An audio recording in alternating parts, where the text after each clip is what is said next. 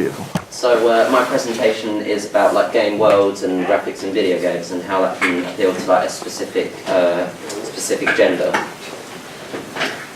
So to start off with game worlds, usually in a game the world tries to be as like believable and sometimes as realistic as possible for the player, but it can sometimes completely just fall apart when the character just acts in a completely unrealistic way to the situation they're in right now. But like, I personally think that the best game worlds out there, they try to like not necessarily be realistic, but try to be more interesting for the player. And I think like a good example is Termina from the game Majora's Mask, because it's not necessarily about the world itself, but the characters in that world, because they all have some kind of problem that they're dealing with, and then the player has to help them out, really. And that can make the world around the player more interesting.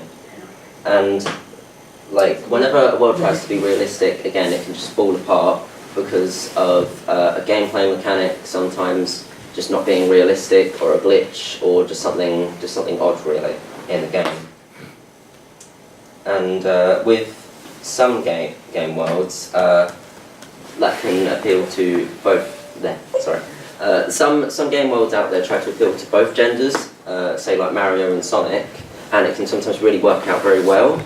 So take Sonic for example. Like say a male gamer might want to play Sonic for the fast-paced action in the game, whereas a female gamer might want to play it for cute characters. Although it could, sometimes be reversed, because I'm just stereotyping right there. But like most games for girls, though, really, they just end up being incredibly bland or stereotypical, just made for a quick buck, just to try and make some money and just not be good at all. But sometimes there are some games for girls that are surprisingly good. Although most girls who play games will just play games that are made for guys, because they're just more fun that way. Graphics as well. Like, there are a lot of people out there who think that graphics are pretty much everything that makes a game, which isn't true in the slightest at all. Because you can have a game with amazing graphics and it can just be terrible, it can be awful, and we've had that multiple times before.